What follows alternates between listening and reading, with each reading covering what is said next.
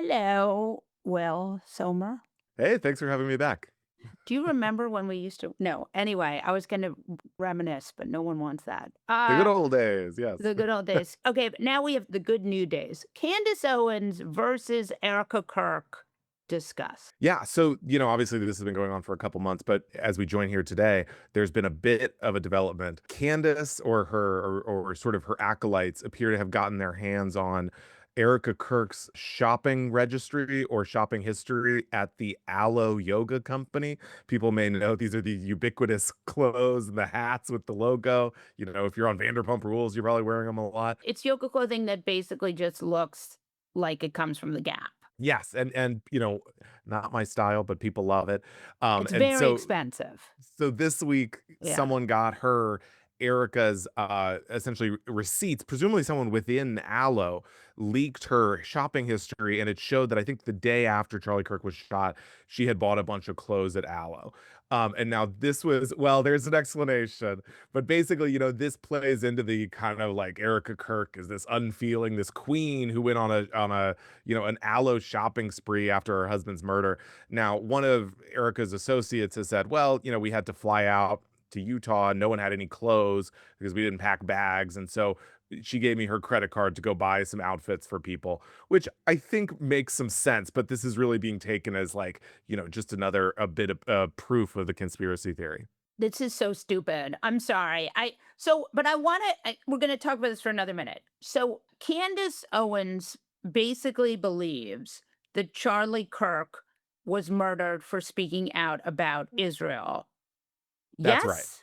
Yes, Okay. and, like, it can be a little hard to, like, get a handle on it because there's, like, so many characters, like, at some point, she'll say the French Foreign Legion was involved, or she said that there was, like, a cult that worships bees that might have been involved, Oh, but kinda where it stands, sort of the one takeaway that you should have is that, yes, she thinks Charlie Kirk was murdered for opposing a future war with Iran, and Israel did it. okay. Candace Owens really hates Macron, and she's like obsessed with Mrs. Macron. I want you to talk about that backstory. You've come on and talked about it before, but just explain why France might figure into this. Yeah, so when she left the Daily Wire, she was looking for kind of like a thing that would, make her career big, and she latched onto these old claims that Brigitte Macron, the first lady of France, is trans, and not just that, but that she's part of a sort of centuries-old criminal trans cabal that is also, needless to say, Jewish. And so As one would hope. so Yes. she got really into this, and now the Macrons are suing her. I think credibly, she's claimed that the Macrons asked Trump to shut her up, essentially. And so now, of course, the Macrons have been folded into this, and it's a convenient conspiracy theory to sort of act like anything French or French American or anything is evil, because you'll look, I mean, French is a major economy. So you look around and you go, oh my gosh, this guy's French, or the Right. DuPont family, the Right. DuPont chemical company is French. Right. And so it's a very lucrative, vein for her to mine. I also think that when we talk about Candace, she's constantly, this is a thing conspiracy theorists do. She's constantly trying to connect things. Yes. So France, Macron, anti-trans, anti-Semitism, like there are different veins in the party where there are already, I mean, MAGA has already anti-Semites and it has anti-trans people. So this is a way to get all of those different groups engaged, right? Yeah, I mean, I think you're right on the money. I mean, and you can draw in, I mean, all these characters are people that, she's kind of slimed in the past, or she'll say, well, Erica Kirk went to a charter school, and who really promotes charter schools is Bill Gates. And, we all know about Bill Gates. And then, I mean, it is these things that are so broad, like she'll say, this charter school had a lot of Jewish teachers. Like, what do you think of that? So, she's pulling in all these things, and obviously she's playing on this kind of post October 7th, this discontent among young people, even a lot of young Republicans with Israel. And so she's kind of drawing all these different threads in. Now, one of the things that I think is really important to sort of pause and talk about here for a minute is that her anti Semitism, she felt that Charlie Kirk was kind of hers. Yes. I want you to talk that through. This is interesting. I mean, there's obviously a lot of speculation that because she's out with this series, this Bride of Charlie, suggesting after for a while she was going after the French Foreign Legion or whatever, and then now in the past, ever since they had this kind of peace summit brokered by Megyn Kelly in December, that Oh, obviously did good. not work, and now I mean, who better of a conciliator, and now she's sort of directly hitting Erica Kirk, and so people are saying, oh, Candace was in love with Charlie Kirk, all this stuff. Me, I don't like to speculate. However, I will say in the past couple weeks, it's gotten a bit odd. She's saying, well, here's Erica Kirk telling the story of how she met Charlie. And it's like they were in an airport, whatever, they bumped it. I don't know. But then Candace says, but what Erica Kirk leaves out is that I was there too. And why is she cutting me out of the story? And if you take this outside of the realm of politics and YouTube drama and whatever, if you had a situation where there was like a girl best friend who was saying, and then his girlfriend never mentions how that I was there when they met. Right. You say, huh, is there something going on here? Is this an affair of the heart? It is also, though, easy to love someone who's no longer here, right? Like, it's part of that. You can lionize someone who's dead, especially someone who gets murdered. But what I want to talk about here is that Candace is actually super popular. This is not some rando, like, we've been talking, you and I, for years and years and years. And it used to be these people were really on the fringes, right? You would go to CPAC, you would see the guy with the brick wall suit, you would see the My Pillow guy, you would think, well, these are very fringe characters, and yes, they're hilarious, but they're really on the outskirts. But explain to our listeners just how popular Candace Owens is, because she is like, I mean, she's got a sort of level of fame that is pretty intense. Yeah, I mean, the brick wall suit guy, his name is Brick Suit. He's basically the Republican establishment at this point. Yes. He'll go out there and say like, "Well, I think Candace is getting a little crazy." I think, I mean, she's really enormously popular, and that's a good thing to underline in a way that I think a lot of these people, even like someone like Laura Loomer, who like is interesting and is influential in her own way, but Right. Candace has broken out into kind of the broader mainstream non-Trump world. Like I was She's a getting my legit celebrity. Oh, I mean, her podcast right now is kind of trading the number 1 spot with Rogan Yeah. on Apple, and so, I mean, this is, like, It's really really an enormous scary. thing, and when you watch her show, and I mean, it is really, like, she's endorsed the idea that, like, Jewish people drink children's blood and stuff. I mean, it is, like, Yeah. Hitler level Yeah. stuff, and all these people are consuming it. I mean, I was getting my hair cut, and the barber was, otherwise a liberal woman, and she said, "Oh, but, I gotta say, Candace Owens is really onto something with this idea that Erica Kirk murdered her husband." I thought, "What?" And I hear this a lot, just kind of out in the world. And so, it's, each of her videos is pulling 3, 4 million on YouTube, which is like enormous numbers. And she's doing it 4 times a week, I think. And so, I mean, this is someone who does really have a lot of influence in the culture broadly. We're going to talk about Loomer to get us to Joe Kent. I saw a tweet yesterday from Laura Loomer that I was convinced was not real. Do you know the tweet I'm talking about? Well, she just met with the Dalai Lama. Was that it? Did she really meet with the Dalai Lama? She's on a tour of India. She's on her Oh, Nirvana oh, quest. oh man. No, I'm going to read you this tweet because I think it's really important. And it's also more important than that.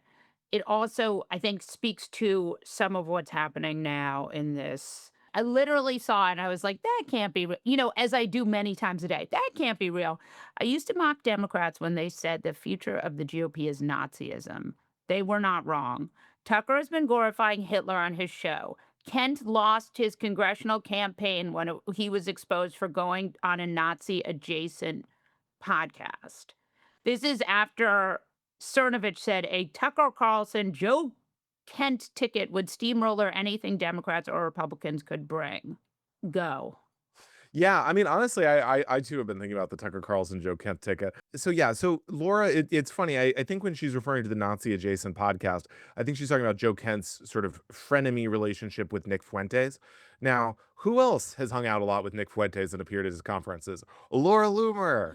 Um, That's so not. so this idea, I mean, she's right Yeah. on. Like, I mean, there is this like Groyper, the Nick Fuentes followers. I mean, we see like every few months we get a young Republican operative racist group chat leak where I mean, the people who are really kind of like the future of the Republican Party are just like insanely racist. I mean, there was one that Right. came out among Miami operatives a few weeks ago that was just nuts. So I mean, I think she's right on there. I mean, she's in a sort of challenging position. a lot of the energy, the dynamism in right-wing media right now, unfortunately, is with these anti-Semites, people who kind of play with it or are deep in it, whether it's Nick Fuentes, Tucker Carlson, Candace Owens. And Laura is Jewish, obviously, and very pro-Israel. And so she's kind of stuck in this world with Ben Shapiro and Mark Levin. I think they're losing audience share. I mean, I think on one hand, I mean, obviously they were able to get a war with Iran, but I think that like To put she's too fine a point on it. yeah, I mean, Yeah. she's kind of jammed up there. And so I think now she's belatedly realizing, like, wait a minute, was it wrong for me to platform a Holocaust denier like Nick Fuentes? Like, I don't think there's going to be a ton of introspection there. So let's talk about this idea that we're seeing this anti Semitism vein, because I want you to tell the story of Joe Kent. He works under Tulsi in whatever it is Tulsi does. He decides to resign. This is like, we have yet to see anyone break with Trumpism, right? You basically can only get kicked out if you do a grift so big, it's like the same amount of money as making two Barbies, right? The movie. But otherwise, you basically can't ever get kicked out. And nobody ever breaks with him, despite the fact that he's doing absolutely the opposite of everything he promised on the campaign, except Joe Kent. So talk us Yeah. through that. I mean, Joe Ken had this, he ran for Congress twice. He got beat by Marie Gluesenkamp Perez, who's obviously kind of a prominent politician herself. Right. But he was really this guy that I think people in this more the America First, the Marjorie Taylor Greene, Tucker Carlson wing thought, he had this extensive military background. His wife was killed in an ISIS bombing. And so he had this kind of claim to be like, look, I'm like a tough national security guy, but I'm sick of these forever wars. He had this real Right. background. He's handsome, he's kind of like, looks like a war guy. And so I think there was a lot of political hope placed on him. And as you said, he was working for Tulsi Gabbard. They're in this kind of like non-neocon wing of the administration. And I think him quitting is really interesting. For one thing, he didn't leave quietly. He didn't just sort of resign and leave Right. us to assume why he had resigned. He said Trump is being misled. I mean, he really went on the warpath. And I think it puts an interesting amount of pressure. I think this war, if you look at the polls, yes, 80, 85% of Republican voters are okay with the war. But I don't think there's like a lot of like energy, like we got to do the war. On Right. the other hand, the opponents of the war are really energized. And I think in a few years or even a few months, this could be a situation where anyone who sort of supported the war in the administration is going to be really damaged politically. And so Joe Kent is kind of raising the stakes. And he's saying, I think if you want to run for president, someone like Marco Rubio or JD Vance, these people aren't going to resign, obviously, but they're going to, I think, face tougher questions about their role in the war because someone like Joe Kent was able to resign. Joe Kent is not a Miles Taylor. We will not be seeing him on MSNBC. Explain why. Yeah, I mean, he's a very unsavory guy. I mean, in terms of his Yes. associations, I mentioned Nick Fuentes. He had a Proud Boy working for his campaign. He really kind of emerges from these right-wing fever swamps.